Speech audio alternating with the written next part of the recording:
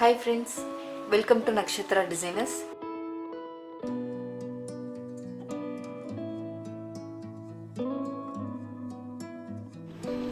இப்போ பார்த்தீங்கன்னா இந்த ஸ்லீவுக்கு நம்ம பார்டர் ஒர்க் கம்ப்ளீட் பண்ணியாச்சு. ஒரு லைன் சரி, ஒரு லைன் த்ரெட்டு, மறுபடியும் ஒரு லைன் சரி கொடுத்துருக்கேன். இதுதான் வந்து பார்த்தீங்கன்னா டிசைன். ஸோ இந்த ட்ரேசிங் பேப்பரில் குட்டி குட்டி மேங்கோவும் அங்கங்கே கொடியும் வர மாதிரி கொடுத்துருப்போம். மேலே வந்து ஒரு ஃப்ளார் டிசைன். இதுதான் வந்து நம்ம ரிப்பீட்டடாக வந்து நெக்கில் வந்து ட்ரேஸ் பண்ண போகிறோம். பண்ணியிருக்கோம். இது பார்த்தீங்கன்னா இங்கே ஒரு போர்ஷனில் வந்து இதை ட்ரேஸ் பண்ணிவிட்டு உள்ளே வந்து த்ரெட் ஒர்க் ஃபுல்லாகவே கொடுத்து கவர் பண்ணியிருக்கேன். அதே போல் மேலே ஒர்க்லேயுமே வந்து ஃபுல்லாகவே த்ரெட் ஒர்க் வந்து அவுட்லைன் ஒர்க்கை நம்ம கொடுத்து கம்ப்ளீட் பண்ணிவிட்டு பார்க்கலாம்.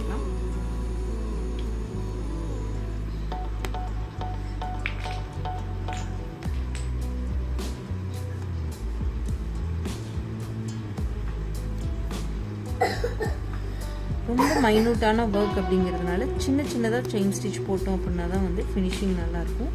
ஸோ பெருசாக போட்டோன்னா ஷேப் வந்து கரெக்டாக வராது. எந்த அளவுக்கு குட்டி குட்டியாக போடுறீங்களோ ஸ்டிச்சு அந்த அளவுக்கு நம்மளுக்கு நீட்டாக ஃபினிஷிங் கிடைக்கும்.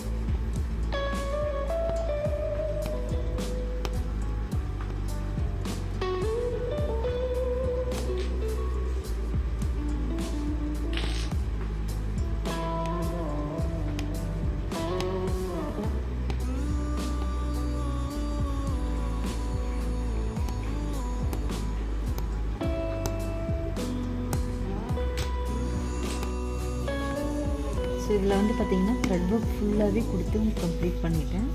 அதுக்கப்புறம் பார்த்திங்கன்னா இன்னொரு போர்ஷன் அவுட்டர் போர்ஷன் நம்மளுக்கு எந்த இடத்துல தேவையோ அங்கே தான் வந்து ஃபுல்லாகவே சரி அவுட்லைனை கொடுத்துக்கலாம். ஏன்னா ஃபுல்லாகவே த்ரெட் ஒர்க் அப்படிங்கிறதுனால இது ரொம்ப மைனூட்டாக குட்டி குட்டி டிசைனும் கூட. அதனால் எவ்வளோ மைனூட்டாக நம்ம செயின் ஸ்டிச் போடுறோமோ அந்தளவுக்கு வந்து நமக்கு ஃபினிஷிங் நல்லா கிடைக்கும்.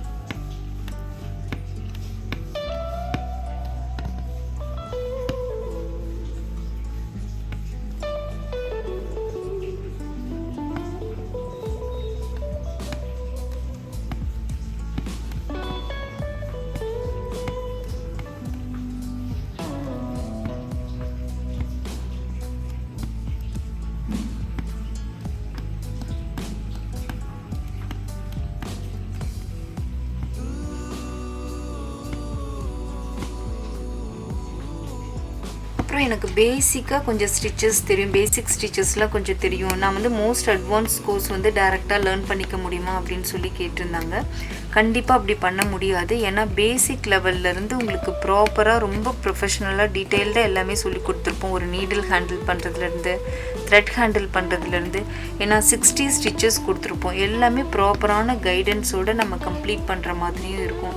அண்ட் இதிலே டிசைன் வரைகிறது, ட்ரேசிங் மெத்தட்ஸ், ஓவராலாக ப்ளவுஸ் மார்க்கிங்லேருந்து எல்லாமே இருக்கும். ஸோ இதுலேயே நீங்கள் ஒரு ஃபுல் ப்ரைடல் ப்ளவுஸ் ஒர்க் பண்ணுற அளவுக்கு உங்களை ட்ரைன் பண்ணிவிட்டு நீட்டாக ஒரு ப்ளவுஸ் ஒர்க்கும் ஃபினிஷ் பண்ண வச்சுட்டு தான் வந்து நெக்ஸ்ட் லெவல்லே நீங்கள் மூவ் பண்ணுற மாதிரி இருக்கும். ஏன்னா இந்த பேசிக் லெவல்லையே நம்ம வந்து மோட்டிவ் பேஸ் ஒர்க்கு, சாம்பிள் ஒர்க்கெல்லாம் அந்தந்த ஸ்டிச்சஸ்க்கான ஒர்க்லாம் எப்படி பண்ணலாம் அப்படிங்கிறதும் கைட் பண்ணியிருப்போம்.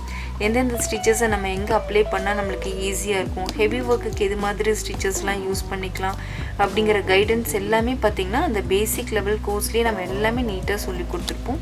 ஸோ கண்டிப்பாக மோஸ்ட் அட்வான்ஸ் கோர்ஸ் கற்றுக்கணும் அப்படின்னு நினைக்கிறவங்க பேசிக் அண்ட் அட்வான்ஸ் லெவல் நீட்டாக கம்ப்ளீட் பண்ணிவிட்டு அதுக்கப்புறமேட்டு எடுத்துக்கிட்டிங்கன்னா தான் உங்களுக்கு ரொம்ப யூஸ்ஃபுல்லாக இருக்கும். ஸோ இப்போ பார்த்தீங்கன்னா சரியில் வந்து அவுட்லைன் போர்ஷன் எல்லாமே நீட்டாக கம்ப்ளீட் பண்ணியாச்சு. ஃபஸ்ட்டு த்ரெட் ஒர்க் மட்டும் கொடுத்துருக்கோம், இப்போ சரி ஒர்க்கும் கொடுத்துருக்கோம். ஸோ இந்த லென்த்தாக இந்த 3 பேட்டர்னுக்குமே பார்த்திங்கன்னா நம்ம ப்ராப்பராக ஒர்க் பண்ணி இந்த ஸ்லீவ் ஒர்க் வந்து ஃபுல்லாகவே கம்ப்ளீட் ஆகிடுச்சு.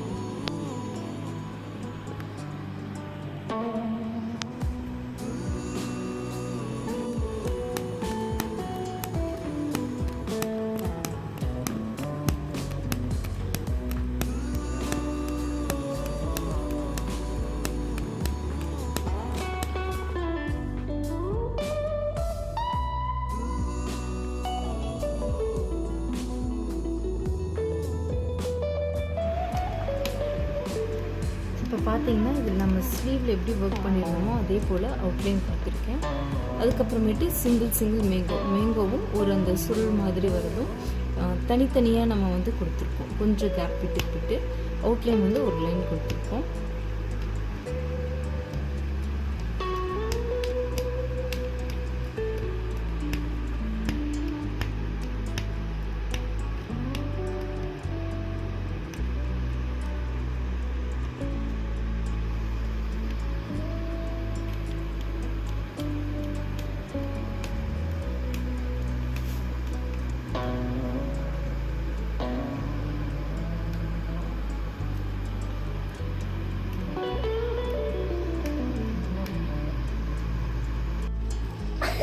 நம்ம இந்த அவுட்லைன் ஃபுல்லாக கொடுத்துருந்தோம் இல்லையா, அதுக்குள்ளே பார்த்திங்கன்னா நான் இந்த பிங்க் கலரில் ஃபுல்லாகவே வந்து த்ரெட் ஒர்க் இப்போ நான் கொடுத்துட்றேன்.